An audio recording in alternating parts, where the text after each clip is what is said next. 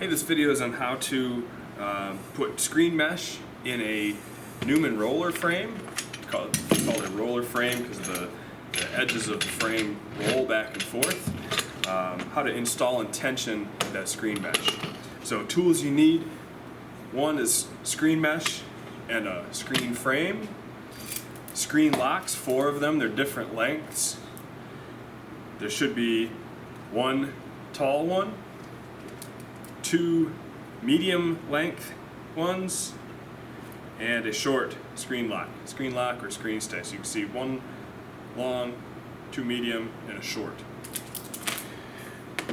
Also need a pair of scissors, a vinyl squeegee works really well, and a 5/8 socket and ratchet. So you're going to begin with the screen frame and the channels facing the ceiling. So notice on this frame there's a channel here, and you roll the bar around. There's only one channel on each bar. So all bars, including the square bar, those channels need to face the ceiling.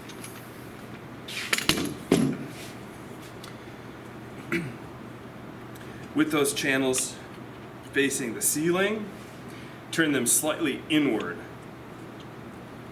5 degrees or so. Set your piece of screen mesh on top of your screen, and a screen has little squares in it. All right, you want those squares to be perpendicular to the bars on your frame, so your squares are square to the frame. You don't want them to be at a diagonal. You want them to be square in the frame. So you can find the factory edge. That's not it. That is it. That's the factory edge. And check so you have relative even spacing along your square bar. Your square bar is going to be the first bar that you insert a screen lock in. So I square my screen up, make sure it's somewhat evenly placed around my frame. Find the long screen lock. I'm going to insert the long screen lock in the square bar first. We have these small clips. These help hold your screen in place as you're installing each screen lock. So you see they're just little spring clips. Clip in that channel. Start your screen stay, screen lock. Remove those clips.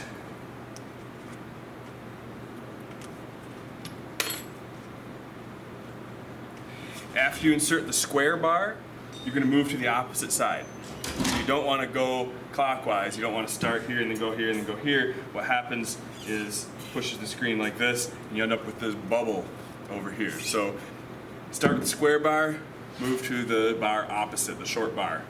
Then do your 2 sides. Pull the screen tight, and again, you want the screen, the holes in the screen to be square, right? Square to the screen. So make sure the screen isn't like this or like this, which will give you diagonal holes rather than square holes. Once the screen is straight, again, hold it in place with the little clips. Find the short screen lock. Insert.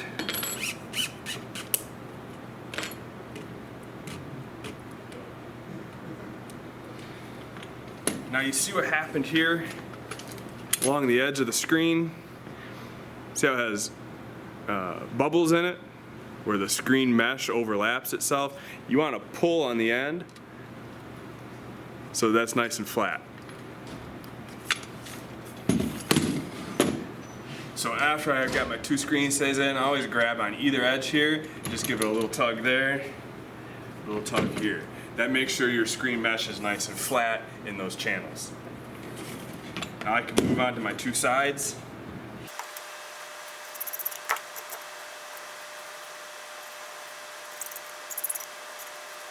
Now you have all 4 screen locks installed. One thing you want to take note of is where your screen lock is installed. So in the channel I'm using this frame because it's painted blue, but it's going to be the same principle as the all aluminum frames, just not painted.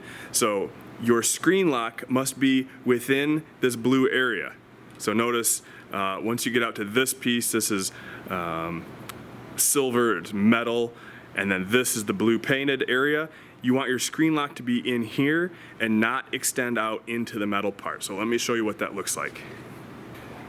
So your screen lock, you can see it right here, is not installed out to here. Make sure that the screen lock is within that blue area. So the furthest it should extend is right about there. Make sure it is not out there because it will tear your screen when you go to tension. Keep that screen lock here. So once you have all 4 screen locks installed, you can begin tensioning your screen mesh. To do that, it's best to have a helper who can help hold that screen down flat against the table. So start with the screen bar, the screen bar that's opposite of your square. Okay, so you always want to, the square doesn't rotate, so you want to tension the short bar that's opposite of the square one first. Hang that just over the edge of the table and have your assistant hold that square bar tight against the table, if you would please. This is where you use a large tensioning wrench that's 1.25 inches and a 5/8 socket. You want to put the wrench on the end of that bar, and then you're going to pull the wrench down towards you. You can see as you pull that wrench, it puts tension on the screen.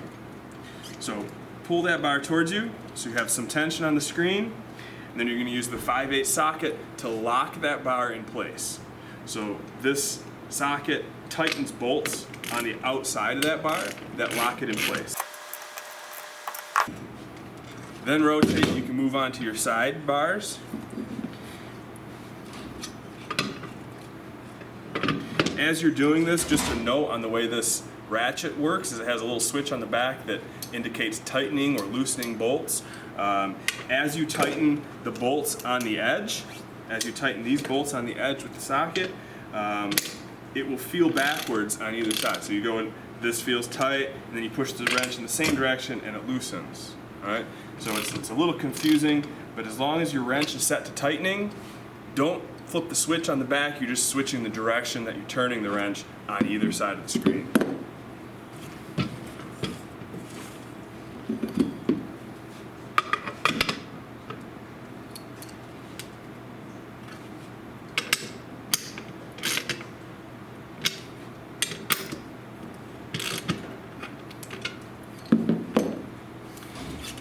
Now you've tightened this screen stage 1.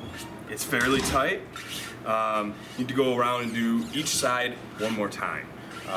The goal is to have a tension around 30 newtons. So if you can see, right now I'm at about 22. So I'm going to go around and tighten those bars in that same sequence one more time. Just one note, as you're using this device, the bottom is a pretty sensitive measurement device. So as you're setting it down, don't set it with that down on the table. Always set it on edge. So set it on the table like this, please. Make sure it's not set down on the edge, or even better yet, in the storage case that it came in.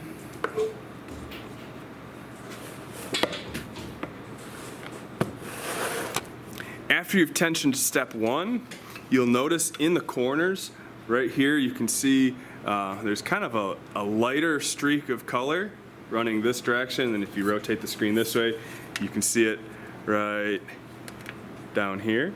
I don't know if you can see that. There you can kind of see it. See how there's like a lighter line pointing in the corners here, right here and right here? That means it's extremely tight in those areas, so we need to release some tension right in the corner so that you have even tension across this bar. So here's a close-up of the corner. You can see kind of those stress lines in the screen right here and right here. See where they're light? So we're going to release some tension in those spots, and I'm going to mark them with a marker just so you can see where it's and how it's releasing that tension. So I'm going to put a mark here. You can do this for yourself. The first couple times you do it, it may help you out. So I mark where the edge of that screen is in relation to the bar. Then using this vinyl squeegee, you're going to release that tension just in this one area. So use the corner of that vinyl squeegee and you're going to push into the channel. So right here, you're just going to push in towards the middle of the screen. And you'll notice, you can hold your finger here, you can watch that line. You'll notice as you do that, it releases a little bit of tension each time. So I've released about 1/4 of an inch there. That's going to be right. Now you can see that that's loose in that corner, which will allow the tension more evenly to distribute along this edge of the bar. So do that to all your corners that you see those white lines on.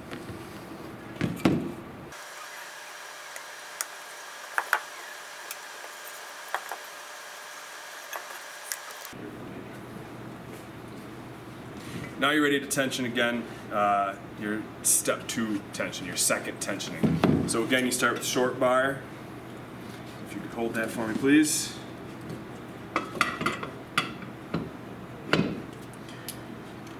When you loosen these bolts on the edge of this bar, it's going to act like a spring and try and pull tension back. It's going to unwind to this bar that you just tensioned the first time. So you want to hold it in place with the big wrench while you loosen it with the socket.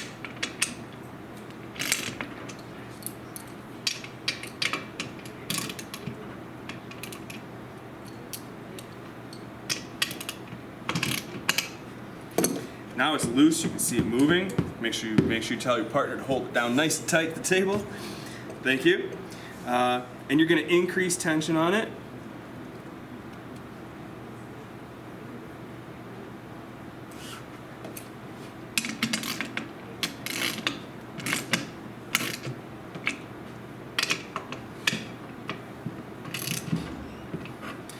Don't have to be Superman as you're tightening these bolts.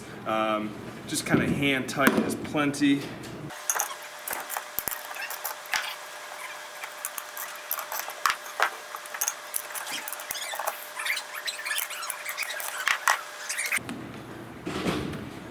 All right, last step of this process, you're going to remove the excess screen mesh around the edge of the frame. You're going to do that with a pair of scissors. Pull up on that screen mesh. You're going to start, you want to leave about 1/4 of an inch of screen mesh left on the frame. So start to trim. You can take the edge of the scissors here and kind of ride them along the metal part. Make sure you're not getting into this because it's really high tension, and if you hit it with the scissors, it'll snap and break up to start all over again.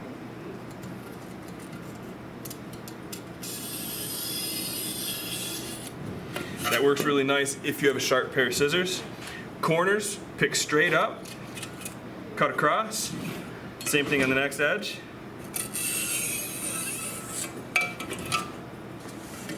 Corner, pick straight up, cut across, next edge.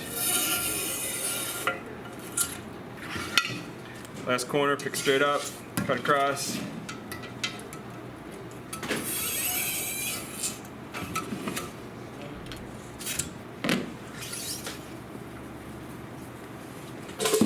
Now you have a finished screen frame.